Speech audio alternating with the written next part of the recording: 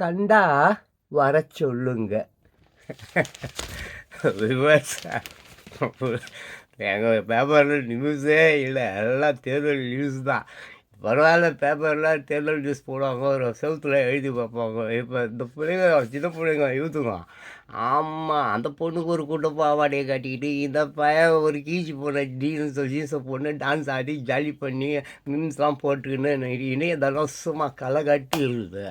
இப்போ கண்டா வர சொல்லுதுன்னு திமுககாரங்களும் அதிமுககாரங்களும் யாரை திமுககார் வந்து அதிமுககாரை கண்டா வர சொல்லணுமா, திமுககார் வந்து அதிமுக கண்டா வர சொல்லணுமா. காசில் இணையதளம் நொல்லத்தளமாக மாறி போச்சு. இன்பத்துக்கு அங்கே இடமில்லை, தேர்தல் சண்டைகளுக்காக மாறிவிட்டது. தயவு செஞ்சு வேறு ஏதாவது ஐடியா பண்ணுங்கள் ஜாலியாக இருக்கிறதுக்கு. சென்னை February 5 சமவேலைக்கு சம ஊதியம் கோரி 12ஆம் தேதி முதல் தொடர் முற்றுகை போராட்டம். இடைநிலை ஆசிரியர்கள் சங்கம் அறிவிப்பு. சம வேலைக்கு சம ஊதியம் கோரி இடைநிலை ஆசிரியர்கள் சுமார் 20,000 பேர் தொடர்ந்து போராட்டம் நடத்தி வருகின்றனர். கடந்த ஆண்டு 2023 செப்டம்பர் மாதம் அவர்கள் சென்னையில் நடத்திய போராட்டம் அனைவரையும் திரும்பி பார்க்க வைத்தது. அந்த போராட்டத்தின் முடிவில் 3 பேர் கொண்ட ஊதிய குழுவை பள்ளி கல்வித்துறை அமைப்பதாகவும் அவர்கள் அளிக்கும் அறிக்கையின் அடிப்படையில் சம வேலைக்கு சம ஊதியம் கோரிக்கை சரி செய்யப்பட உள்ளதாகவும் உத்தரவாதம் வழங்கியது. ஆனால் இதுவரை கோரிக்கை எதுவும் நிறைவேற்றப்படவில்லை என்று கூறி இடைநிலை பதிவு ஆசிரியர்கள் இயக்கம் சார்பில் இடைநிலை ஆசிரியர்கள் மீண்டும் போராட்டத்தில் ஈடுபட போவதாக அறிவித்து உள்ளனர். சென்னை February 5 எக்ஸ் வலைதளத்தில் முதலமைச்சர் குடும்பத்தினர் மீது அவதூறு பதிவு, சைபர் கிரைம் போலீசார் விசாரணை.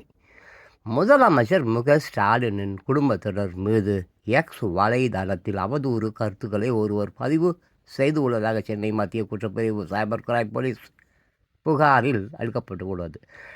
இந்த புகார் மீது சைபர் கிரைம் இன்ஸ்பெக்டர் ஹேமா வழக்கு பதிவு செய்து விசாரணை நடத்தி வருகிறார். மேலும் ஏதாவது ஒரு பதிவை உடனடியாக இருக்க வேண்டும் என்று எக்ஸ் வலைதள நிறுவனத்துக்கு சைபர் கிரைம் போலீசார் கடிதம் எழுதி உள்ளனர். கள்ளக்குறிச்சி February 5 வாலிபரை துப்பாக்கியால் சுட முயன்ற கல்லூரி மாணவர் உள்பட 2 பேர் கைது. காரில் தப்பிய சென்னை கும்பலுக்கு வலை வீச்சு.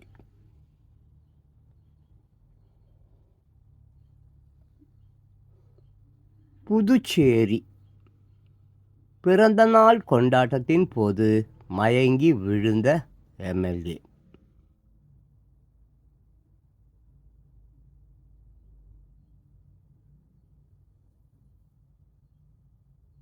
சென்னை எண்ணூர் வாயு கசிவுக்கு காரணமான நிறுவனம் மீது சட்ட நடவடிக்கை. தமிழக அரசுக்கு தொழில்நுட்ப குழு பரிந்துரை.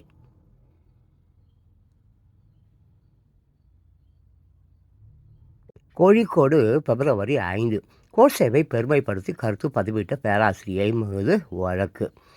கேரள மாநிலம் கோழிக்கோட்டில் national institute of technology NIT mechanical பிரிவு பேராசிரியையாக இருப்பவர் ஷைஜா அனுவன். இவர் கடந்த 30ஆம் தேதி காந்தி நினைவு நாளில் முகநூலில் வந்த பதிவுக்கு ஒரு கருத்து பதிவிட்டு இருந்தார். அதில் இந்தியாவை காப்பாற்றியதில் கோட்சேவுக்கு பெருமை உண்டு என குறிப்பிட்டிருந்தார். இது சர்ச்சையானது. பின்னர் அவர் தனது பதிவை நீக்கினார்.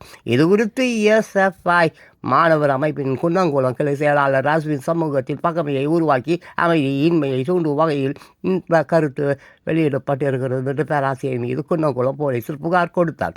அதன் பேரில் போலீசார் விசாரணை நடத்தினர். ஷைஜா ஆனவன் மீது வழக்கு பதிவு செய்தனர். மேலும் கோழிக்கோடு MK ராகவன் பேராசிரியை மீது நடவடிக்கை எடுக்க கோரி NIT இயக்குனர் பிரசாத் கிருஷ்ணாவுக்கு கடிதம் அனுப்பி உள்ளார். சென்னை போதைப் பொருள் மாத்திரை கடத்தியவருக்கு 5 ஆண்டு ஜெயில். இது சென்னை கோர்ட்டு தீர்ப்பு. மறுபடியும் பாருங்கள், போதை மாத்திரை கடத்தியவருக்கு 5 ஆண்டு ஜெயில். ஏங்க 19வது ஆண்டு, அது 1901, இது 2024. 2000 ஆமாம், இது எப்போ பிடிச்சிருக்காங்க? ஆமாம், 2019 பிடிச்சிருக்காங்கங்க. இவ்வளோ நாள் என்னங்க பண்ணாங்க? ஜெயிலில் இருந்தானோ எங்கே இருந்தானோ அது எனக்கு தெரியாதுங்க. ஆனால் லட்சக்கணக்கான மக்களை போதை மாத்திரைகளை கொடுத்து கொன்று இருக்கிறான். அவனை அப்படி ஷூட் பண்ணிடணும், இல்லை பப்ளிக் பிளேஸில் வந்து தூக்கு போட்டு கொன்று இருக்கணும், இல்லை துபாயில் கல் வச்சு அடிப்பாங்க பார்த்தீங்களா, அப்படி அடிச்சிருக்கணும், இல்லை காது பூரா தேலை விட்டு குடிச்சிருக்கணும், இல்லை மலை மேலே கொளுத்து வந்து உருட்டி விட்டுருக்கணும். அதை விட்டாங்க. 4 வருஷம் ஜாலியாகிறேன்ட்டு அவன் ஆல்மோஸ்ட் செத்துருப்பான், ஜாலியாக இருந்திருப்பான். இப்போ எல்லாம் இது கொரோனா எடுத்துன்னு ஜெயிலுக்கு போகிறான். என்னங்க இது? சென்னை பிப்ரவரி 5. அடுத்த வாரம் சட்டசபையில் உரையாற்றும் நிலையில் கவர்னர் ஆர்.என். ரவி டெல்லிக்கு திடீர் பயணம். மத்திய மந்திரி அமித்ஷாவை சந்திக்க வாய்ப்பு.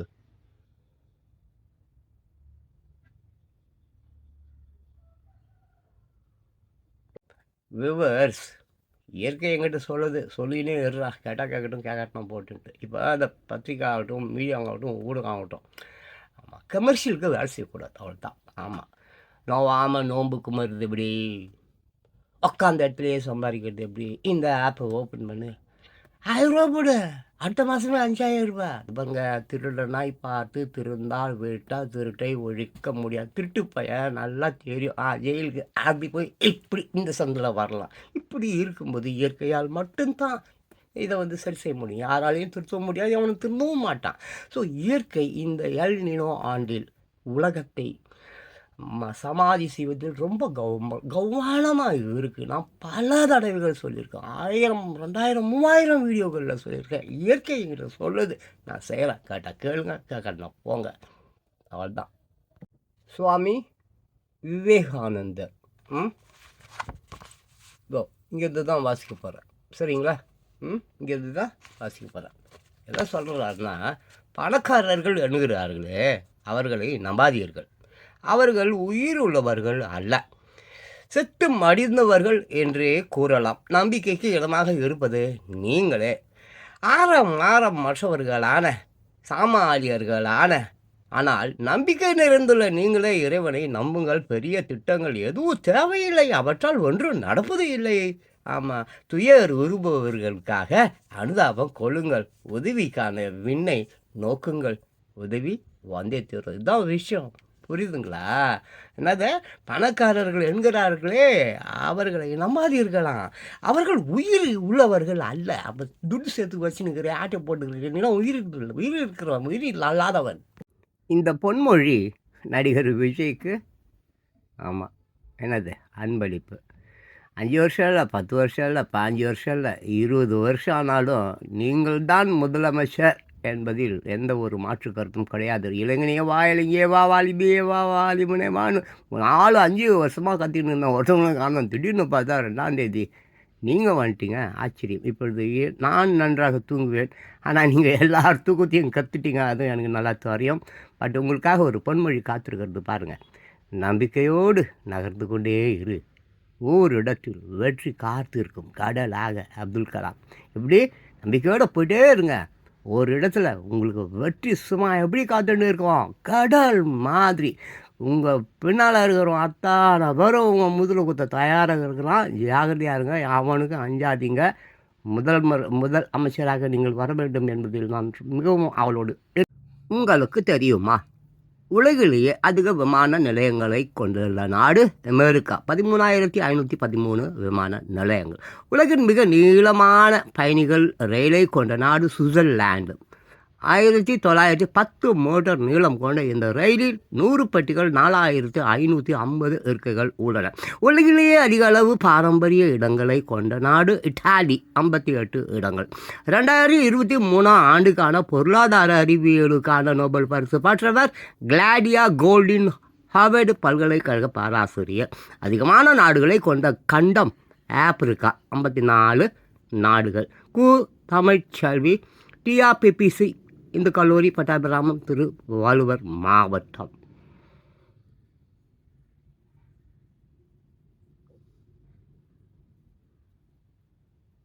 மூதுரை ஔவையார் இயற்றிய ஒரு தமிழ் நீதி நூல்.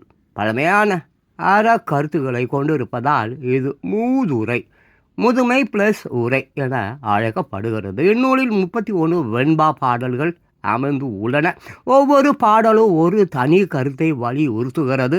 அதிலிருந்து ஒரு பாடலை காண்போம். பாடல்: நல்லார் ஒருவர்க்கு செய்த உபகாரம் கல்மேல் எழுத்து போல் காணுமே, அல்லாத ஈரமிலா நெஞ்சத்தார்க்கு இந்த உபகாரம் நீர் மேல் எழுந்திற்கு நேர்.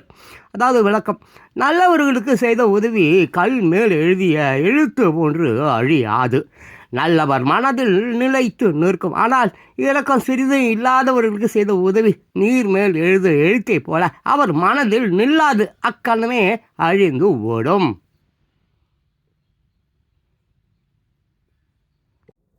சிலி நாட்டில் கொழுந்து விட்டு எரியும் காட்டு தீயை படத்தில் காணலாம். தென் அமெரிக்க நாடான சிலியில் பயங்கர காட்டுத்தீ, 46 பேர் உடல் கருகி பலி, அவசர நிலை அறிவிப்பு. பாருங்கள், அந்த காட்டுத்தீ அது அவங்க எவ்வளோ உக்கிரம் இருக்குல்ல, அந்த அந்த தீயினுடைய அந்த வேகம். அப்புறம் இப்போது இங்கே குளிர் காலம் தானேங்க, இப்போ குளிர் தானே. எனக்கு பாருங்கள், எனக்கு குளிர் உடம்பு இப்போவே பயங்கரமாக பேருக்குதுங்க. இந்த மாதிரி இங்கே நம்ம ஊரில், ஆமாம், ஏப்ரல் மாதம் மே மாதம்லாம் பார்த்திங்கன்னா இந்த அளவுக்கு இங்கே சூடு இருக்கும் என்பது எனக்கு மனசுக்கு தெரியுது. எப்படின்னா, ஏங்க மழை வருது மயிலுக்கு தெரியும்னா இப்படி தான். நான் ஒன்றும் யோசிக்காரெல்லாம் கிடையாதுங்க. அதனால் தயவு செஞ்சு வீட்டில் இருங்க, கொஞ்சம் பாதுகாப்பாக இருங்க. விண்ட் ஹோக் பிப்ரவரி 5. நமீபியா அதிபர் புற்று நோயால் மரணம்.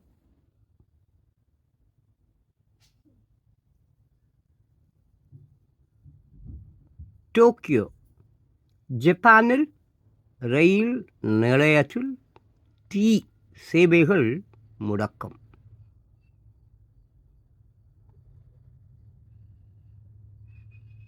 மாஸ்கோ ரஷ்யா மீது உக்ரைன் ஏவுகணை தாக்குதல், பேக்கரி இடிந்து 28 பேர் பலி.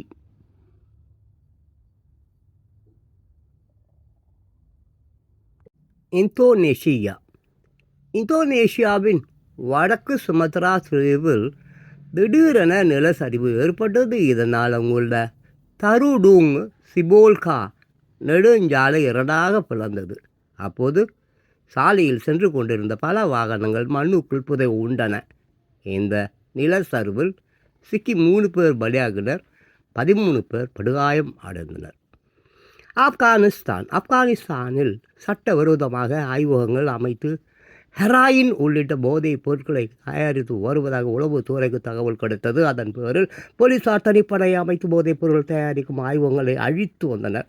அதன்படி கடந்த 2 ஆண்டுகளில் இதுவரை 1100 ஆய்வகங்கள் போலீசார் அழிக்கப்பட்டதாக அங்குள்ள ஊடகங்கள் கூறுகின்றன. பெரு தென் அமெரிக்க நாடான பெருவின் வடக்கு கடற்கரை பகுதியில் நிலநடுக்கம் ஏற்பட்டது. ரிக்டர் அளவுகோலில் 5.2 புள்ளிகளாக பதிவான இந்த நிலநடுக்கம் கடலுக்கு அடியில் 122.5 கிலோமீட்டர் ஆழத்தில் உருவானது. இதனால் அதிர்வினை உணர்ந்த மக்கள் வீடுகளில் இருந்து வெளியேறி வீதிகளில் தஞ்சம் புகுந்தனர். துருக்கியின் காஜியான்டெப் மாகாணம் ஹடே நகரில் இருந்து இராணுவ ஹெலிகாப்டர் ஒன்று புறப்பட்டது. அங்குள்ள கர்தால் என்ற இடத்துக்கு அருகே சென்றபோது விமானியின் கட்டுப்பாட்டை இழந்து ஹெலிகாப்டர் கீழே விழுந்து நொறுங்கியது. இதில் 2 விமானிகள் உடல் நசுங்கி பலியாகினர். மேலும் ஒரு இராணுவ வீரர் படுகாயம் அடைந்தார். அகமதாபாத் பிப்ரவரி 5. மகள்களை மீட்டு தர கோரி தந்தை தொடர்ந்தார். நித்யானந்தாவுக்கு எதிரான வழக்கு தள்ளுபடி. குஜராத் கோர்ட் உத்தரவு. குஜராத் மாநிலம் அகமதாபாத் நகரை சேர்ந்த ஜனார்தன சர்மா என்பவர் கடந்த 2019 ஆண்டு அந்த மாநில ஹைகோர்ட்டில் ஆட்கொணர்வு மனு ஒன்றை தாக்கல் செய்தார். அந்த மனுவில் அவர், எனது 2 மகள்கள் நித்யானந்தாவின் அகமதாபாத் ஆசிரமத்தில் சட்ட விரோதமாக அடைத்து வைக்கப்பட்டிருந்தனர். நித்யானந்தா இந்தியாவை விட்டு தப்பு ஓடிய போது எனது மகள்களும் இந்தியாவில் இருந்து கடத்தப்பட்டனர். சட்டவிரோதமாக சிறை வைக்கப்பட்டிருக்கும் எனது 2 மகள்களையும் மீட்டு தர வேண்டும் என கோரியிருந்தார். இந்த வழக்கு அகமதாபாத் கோர்ட்டில் விசாரிக்கப்பட்டு வந்த நிலையில் கடந்த மாதம் 10ஆம் தேதி ஜனார்தன சர்மாவின் மகள்கள் 2 பேரும் காணொலி காட்சி வாயிலாக கோர்ட்டில் ஆஜராகினர். அகமதாபாத் February 5 மகள்களை மீட்டு தரக்கோரி தந்தை தொடர்ந்தார். நித்யானந்தாவுக்கு எதிரான வழக்கு தள்ளுபடி, குஜராத் கோர்ட் உத்தரவு. இந்த வழக்கு அகமதாபாத் ஹைகோர்ட்டில் விசாரிக்கப்பட்டு வந்த நிலையில் கடந்த மாதம் 10 ஜனார்தன சர்மாவின் மகள்கள் 2 பேரும் காணொலி காட்சி வாயிலாக கோர்ட்டில் ஆஜராகினர். அப்போது அவர்கள் இருவரும் தங்களை யாரும் சிறை வைக்கவில்லை என்று ஆன்மீக பாதையை பின்பற்ற மனப்பூர்வமாக முடிவு செய்துள்ளதாகவும் தெரிவித்தனர். அதனைத் தொடர்ந்து வழக்கு விசாரணை ஒத்தி வைக்கப்பட்டது. இந்த நிலையில் இந்த வழக்கு கடந்த 2 மீண்டும் விசாரணைக்கு வந்தது.